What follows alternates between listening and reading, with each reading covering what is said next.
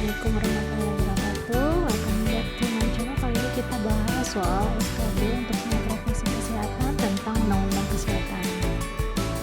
Soal yang pertama, Undang-Undang RI Nomor 36 Tahun 2009 tentang kesehatan disusun untuk menggantikan undang-undang sebelumnya karena sudah tidak sesuai lagi dengan perkembangan tuntutan dan kebutuhan kesehatan masyarakat. Undang-undang yang dimaksud yaitu A. Undang-Undang Nomor 32 Tahun 1992, B. Undang-Undang Nomor 23 Tahun 2009, C. Undang-Undang Nomor 32 Tahun 2009, D. Undang-Undang Nomor 23 Tahun 1992, E. Undang-Undang Nomor 36 Tahun 2001. Jawaban yang paling tepat adalah D. Nah, sesuai dengan isi Undang-Undang RI Nomor 36 Tahun 2009, jadi di sini Undang-undang ini disusun untuk menggantikan Undang-Undang Nomor 23 Tahun 1992 tentang kesehatan.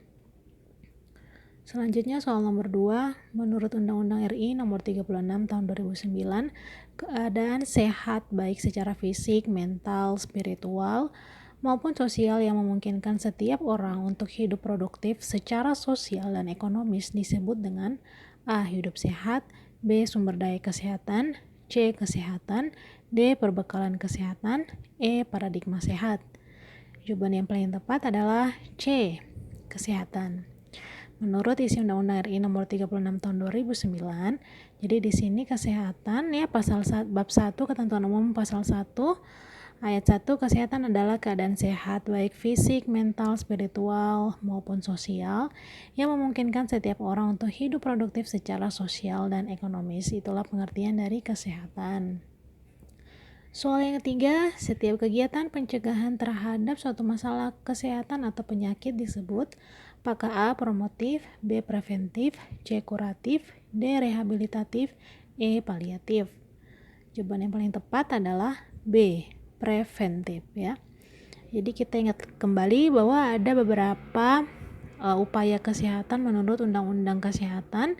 Jadi di sini ada promotif, preventif, kuratif, dan rehabilitatif. Nah, poinnya di sini kita ketahui bahwa untuk promotif itu adalah kegiatan ya pelayanan kesehatan yang mengutamakan yang namanya promosi kesehatan. Jadi dia sama-sama promo ya. Jadi promosi kesehatan ini masuk ke dalam kegiatan promotif ya. Kemudian ada yang namanya preventif. Preventif ini berarti kita ingat saja bahasa Inggris prevent. Jadi ini adalah mencegah masalah kesehatan atau penyakit. Kemudian kalau kuratif ya, kuratif ini dia berasal dari kata cure ya, menyembuhkan. Jadi ini adalah kegiatan kesehatan pengobatan.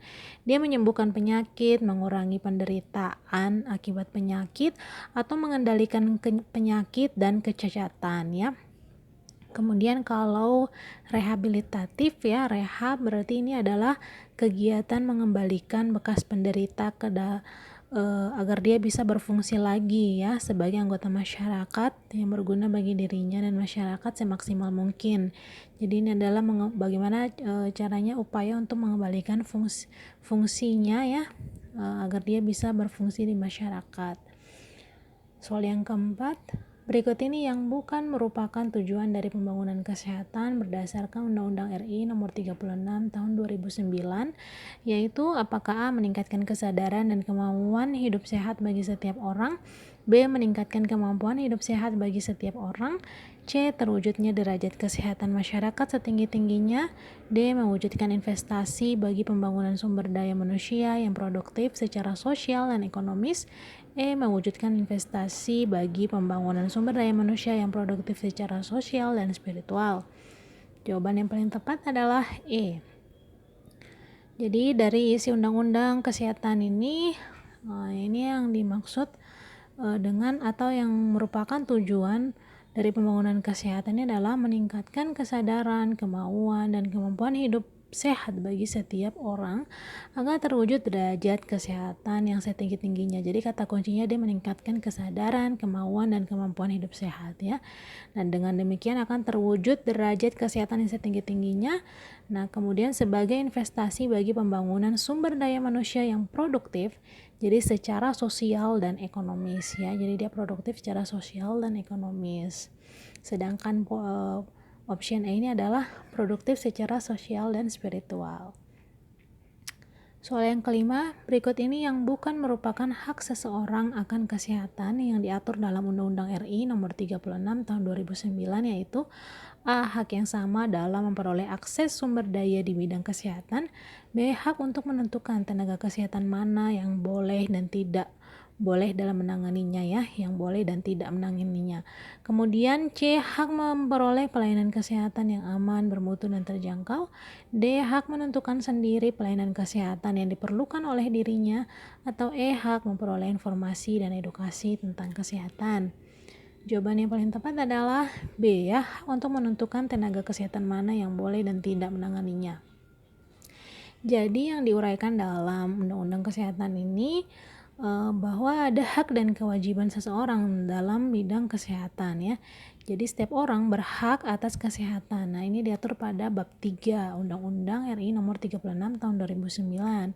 Nah, untuk hak-hak apa saja ada yang kita lihat pasal 5, setiap orang berhak memiliki hak yang sama dalam peroleh akses atau sumber daya di bidang kesehatan. Nah, kemudian selain itu, setiap orang juga berhak memperoleh pelayanan kesehatan yang aman, bermutu, dan terjangkau.